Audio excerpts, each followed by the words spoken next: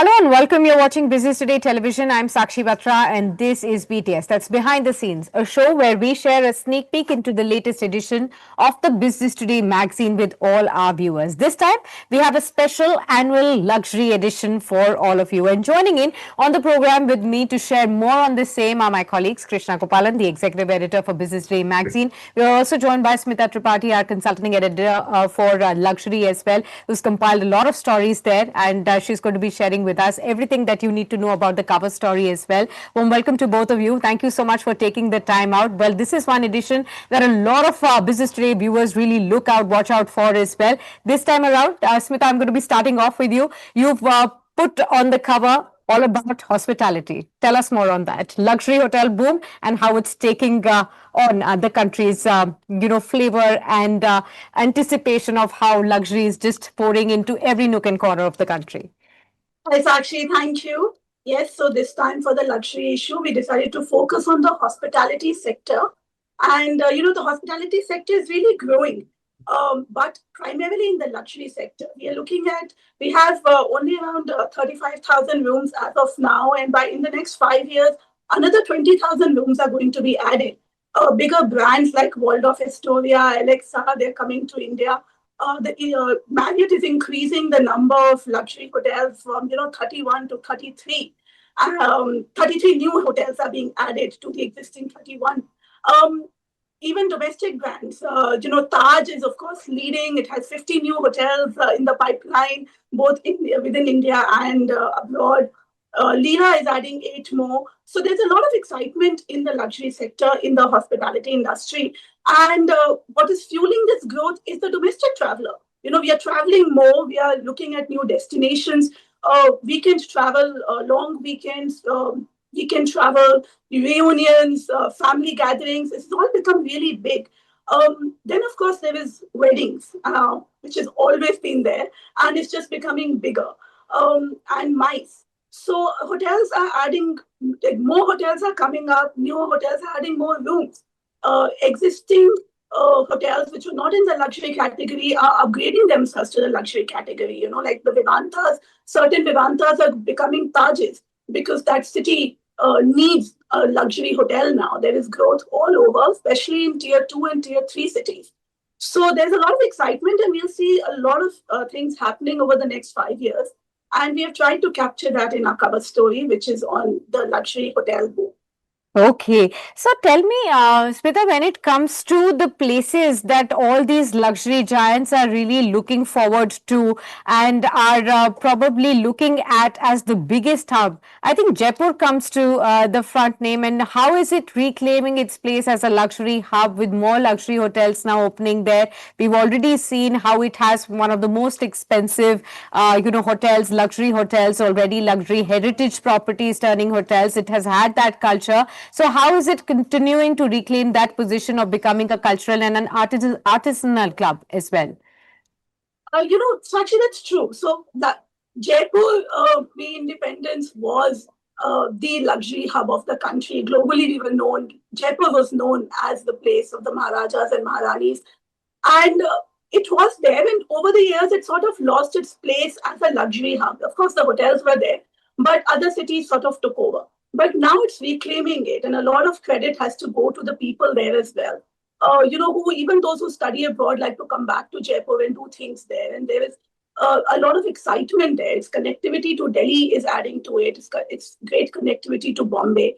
It's always been a wedding destination. It's been favored as a wedding destination. Now we are seeing, in the last 1 year, we saw an ITC Mementos open there. We saw the Raffles Jaipur open. Over the next 5 years, Waldorf Astoria is going to come there. Alexa, there is going to be another Conrad. There's going to be a Sofitel. A lot more hotels are coming up in Jaipur, and globally big international names are coming to Jaipur because it has become a hub. And it's not just hotels. There's so much more happening there. A new art galleries are opening, museums are opening, even fashion shows are now taking place in Jaipur. A lot of the brands, a lot of the big designers want to showcase their collection in Jaipur. There is, recently Titan launched its most expensive watch. It was a luxury watch which Titan has launched. And that has the Hava Mahal as its base. It's been handcrafted. There are only 10 exclusive pieces. And was also launched in Jaipur. So, we're seeing a lot of MICE, a lot of events taking place there. And I think one of the biggest reasons for that is connectivity. Jaipur has the capacity to absorb a lot more hotels. So even with the newer ones coming in, we will see that, this is just the beginning and we're going to see a lot more growth happening there. Absolutely. It's just going to be the beginning, and we're going to be seeing a lot more there. Thanks a lot, Smita, for sharing that. I'm sure this is one story that everybody would love to find out, especially with the travel boom in India. A lot of people would want to know which are the more luxury names that they can tap onto and put on their aspirational list of, hotels to visit as well going forward from here.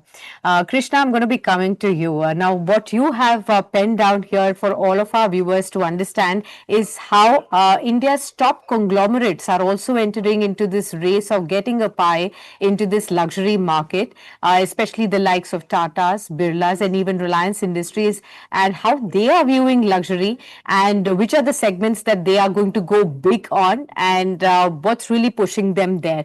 Help us understand in your conversations with these big conglomerates, what have you found out, which are their areas of interest, and what are we going to be seeing over the next course of years from these giants?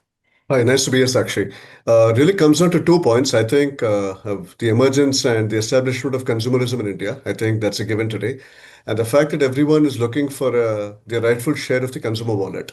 So these two put together makes for a very compatible marriage. The three conglomerates, like what you mentioned, do have a stake in luxury in every sense of the word. And they suddenly realize that the opportunity is too large to miss. I'm just going to take a moment to explain, for instance, what the Tata's up to. They've been in luxury for years together. Smita did speak in the hotels business, but the fact is it's been over 120 years for the Tata's in the hotel business in some form or the other. As a consequence of that, luxury comes to be easily associated with the Tata brand name. So they've used that as a platform to get into other areas. They did it with Tanishq many, many years ago. They're looking at slow luxury as a market now where you and I quite literally can spend hours and hours on the Tata Click website to shop what we want to without any encumbrances, if I may say so. So that's really one part of it. Reliance has almost come from behind because it essentially, what was once a B2B player, they saw an opportunity in the consumer wallet. They started off with retail, but moved into luxury about 10 years ago by acquiring large global brands. And now, most interestingly, have a presence in real estate thanks to two very large malls in the city of Mumbai. So they own land, they own the large international brands, and in one sense become the port of call for any brand looking to have a presence in India. The Birlas have again taken a very interesting strategy. They had a presence in fashion thanks to Peter England, Van Heusen, the entire Madra garment acquisition way back in 1999. They consolidated on that, moved into jewelry, and now looking for a presence in luxury department stores. The point I'm trying to make is the strategy, given the nascency of the market, does vary, but also demonstrates a certain sense of flexibility for these large business houses. So they're seeing an opportunity, trying to combine that with the existing business portfolio, and then deciding if it makes strategic sense for them to enter that particular space. But all set put together, the might and scale that these conglomerates bring to the table makes them a very veritable proposition as far as luxury is concerned.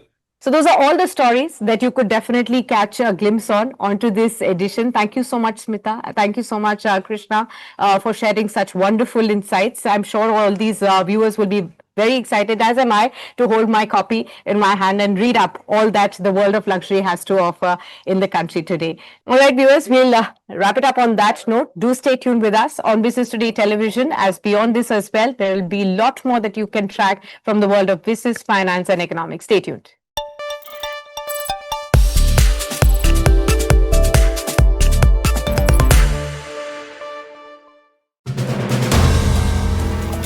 If you like the video, do like, comment, share and subscribe.